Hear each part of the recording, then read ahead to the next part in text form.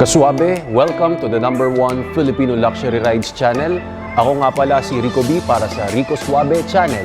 On today's video, we have here the most insane sedan ever created. Ladies and gentlemen, it's the 2020 Dodge Charger RT SCATPACK.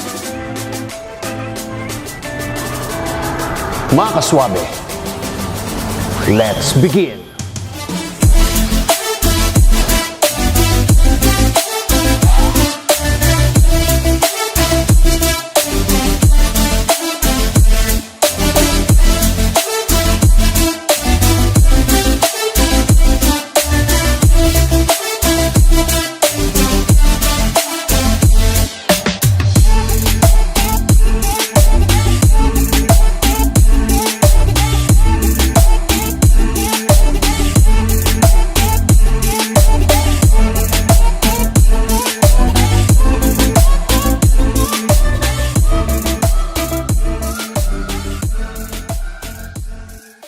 Mga kaswabe, magandang araw nga pala sa inyo lahat. And before we start, syempre shout out muna tayo dito sa Cats Motors, Greenhills Edsa. Nagkaroon tayo ng access para mabigyan natin ng isang Supercar review ang isang Dodge Charger SCATPACK. And for more information, please contact Ms.Claire Bautista.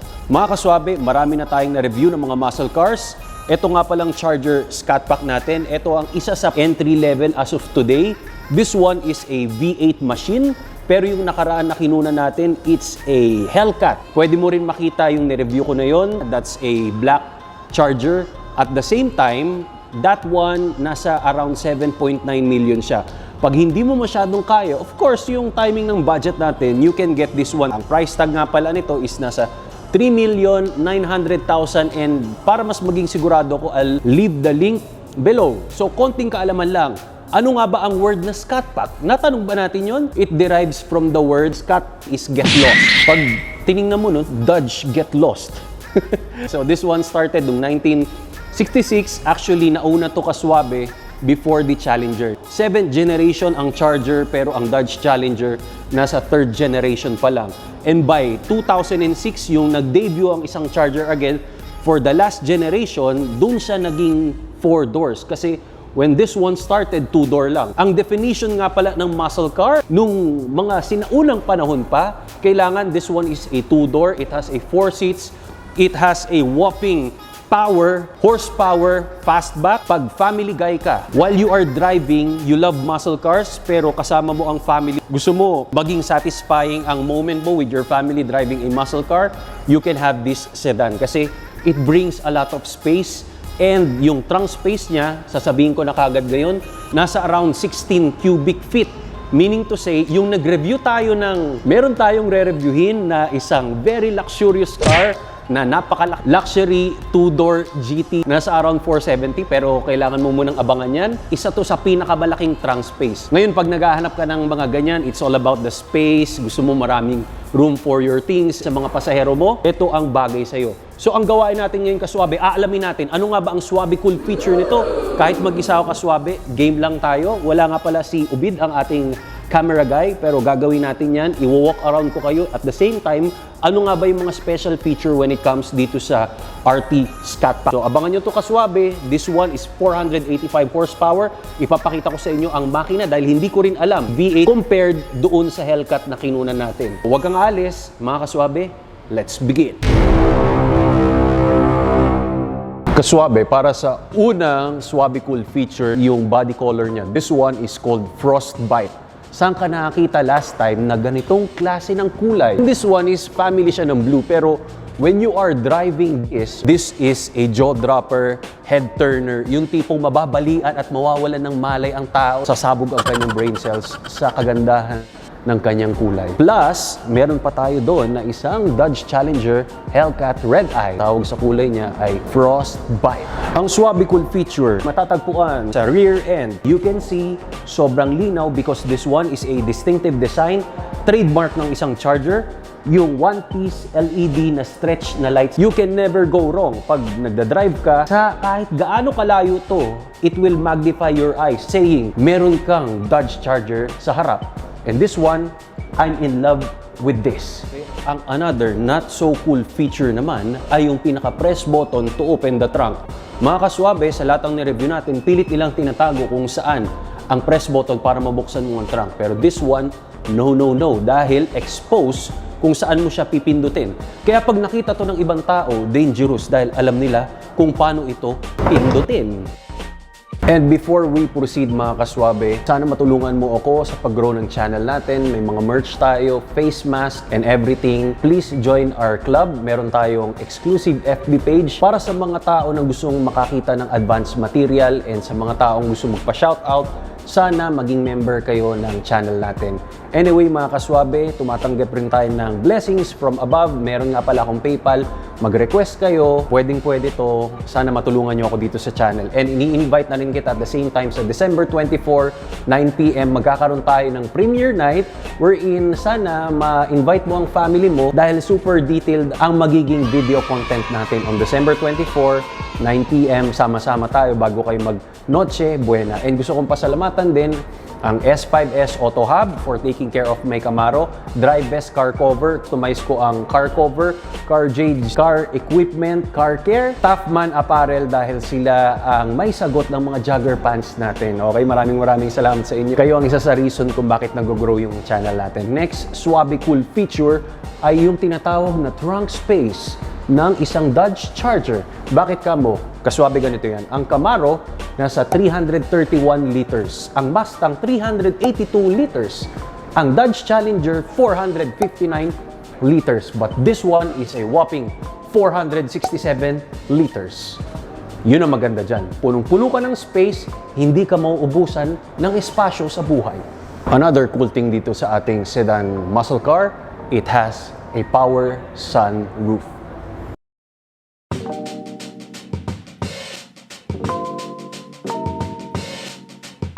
Naka-open nga pala ang ating sunroof para medyo freshness dito sa loob ng cabin natin habang nagre-review tayo. Ang next na SWABE cool feature for me ay yung tinatawag na performance gauges natin.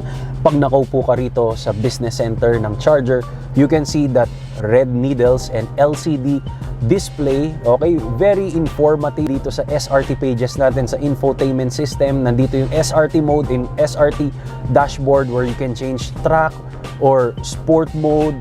Tapos yung heated wheels mo, nandito rin at the same time. And merong active line lock na tinatawag if you wanna burn more tires pag dinala mo siya sa track.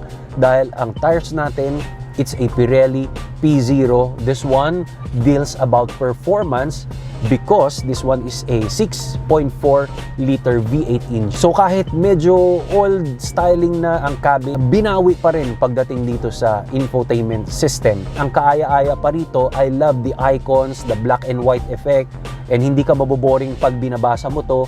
Unlike the others na more on mga words lang, but this one, very comical yung itsura ng infotainment system ng isang Dodge Charger. At yun, ang cool feature.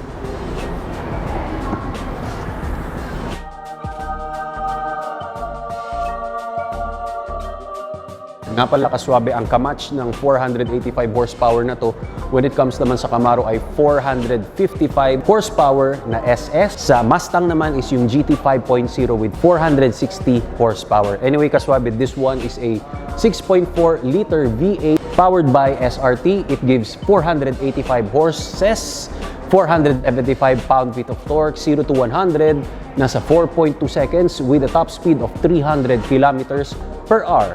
And this one is a 8-speed automatic transmission with paddle shifters. See, this one is 7.7 kilometers per liter. Ang curb weight niya naman is 4,385 pounds. When it comes naman sa trunk space, that's 459 liters. Okay mga kaswabe? And there you go. Kaswabe, let's begin with the walk-around review para mas clear and full ang ating details. Hood, you can see that huge scoop for that V8 6.4 liter. Ang air mag-slide papunta dyan at kakainin niya. Okay, higupin niya ang air. You see here performance grills and that emblem of SCATPACK, meaning is get lost with the two hollows. For more intakes, you have that LED daytime running lamps. Ganyan ang hugis niya, projector, HID lamps. Then PDI strip, ano yan? Pre-delivery inspection. Pero dapat tinatanggal yan kasi namumuo yung mga dumi dyan. Extension ng spoiler natin dito sa baba. And again, you have matte black and pareha sila, matte black. Ganyan ang front fascia and aerodynamics, which is minimik ito ng 2021 Dodge Durango. Abangan natin yan, baka may lalabas tayo.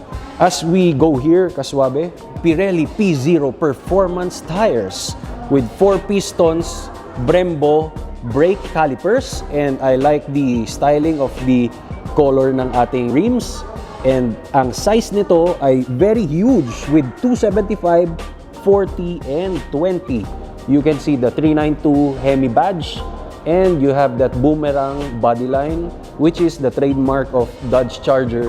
As you can see, you have a side mirror with heating element, and meron yan, merong signal dito pag sa mga, when it comes sa mga blind spot. Power sunroof, same size, P0, 275, 40, 20, Brembo brake calipers. You have performance, rear spoiler, flat black, and that one is the stretch rear lights of the Dodge Charger. A flat black script of Charger. Then, ayun yung si B, okay? Nakahiga ba siya rito? Ang cool, no? Napakaganda. Active exhaust, yung dual exhaust. And if you will press this, boom. There you go. You have 459 liters of trunk space. VIP section, you have pocket, brushed aluminum, then leather, white stitching, brushed aluminum. And ayan, we have speakers, Harman Kardon 392, badge, syempre sa aircon. This one, di ko lang ganun ka-type ang dashboard. Then you have leather and heated and ventilated seats. We have script of SCATPACK. Very nice. Mataba ang kanyang bolstering. Lipat tayo dun sa kabila. Okay, oh, vintage styling, pataas. The leather wrap steering wheel, 3-spoke brush aluminum. Then you have chrome, then Dodge. Same thing lang rin. Ito yung sa mga windows. Alam nyo na ito mga Kaswabe. Brush aluminum door handle. Hindi tayo handbrake. Foot brake tayo Kaswabe. Footrest, then pedals. So ito yung mga seats natin to adjust. 1, 2, 3, 4, 5, 6, 8-way power seat. You have black. And as we go here Kaswabe, start natin. So that one is your yan, performance gauge. I like it.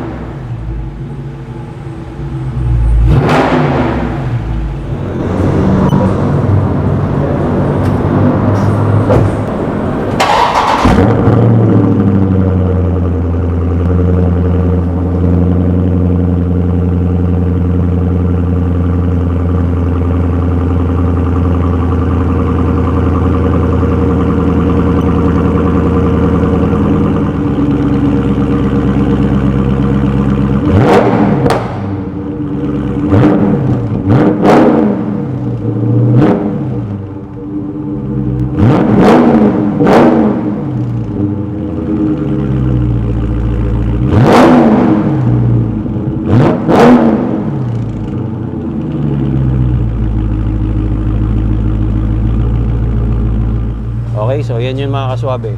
Tapos, infotainment system, I'm very in love with this. I like this. Then, old styling nga lang, engine and start button. Ito yung pinaka-shift knob leather wrap.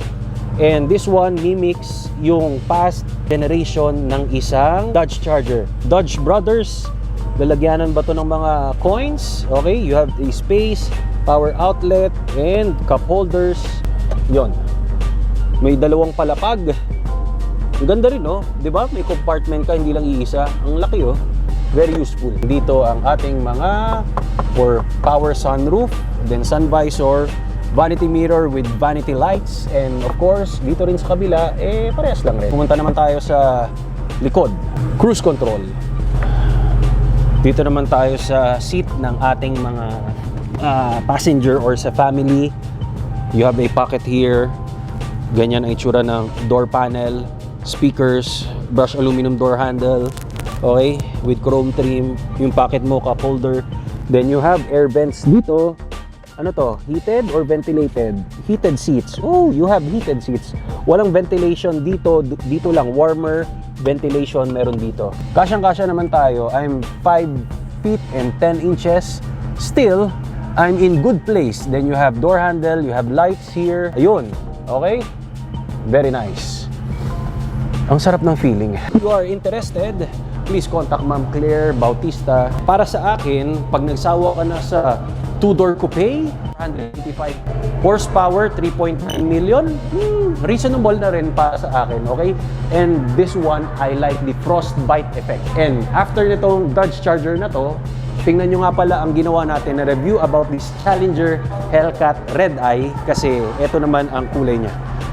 You see? Ayan, oh. Boom. Dual hood scoops. Ayan ang Challenger natin. SRT Street and Racing Technology. Which is ang RT Road and Track. Ayun, munti ka natin makalimutan. Ayan ang mga choices. We have Jeep Gladiator, Wrangler, Sport. Do you like this? Yung Compass, pwede natin itong bigyan ng review mga kaswabe. You have Renegade. This one is a Jeep Wrangler pero 2-door lang. Ram Laramie 4x4. 1,500. Pinaka-complete specs ng Dodge Charger natin na Frostbite is eto siya. Screenshot mo na lang kaswabe. If you see value in this channel, please like this video, comment, share, and subscribe. And maraming paparating. December 24, 9 PM, ini-invite kita together with your family. Kita-kita tayo. Ultra December tayo kaswabe. Pag part ka ng kaswabe team, malakas ang iyong dating. I'll see you sa next ride natin kaswabe.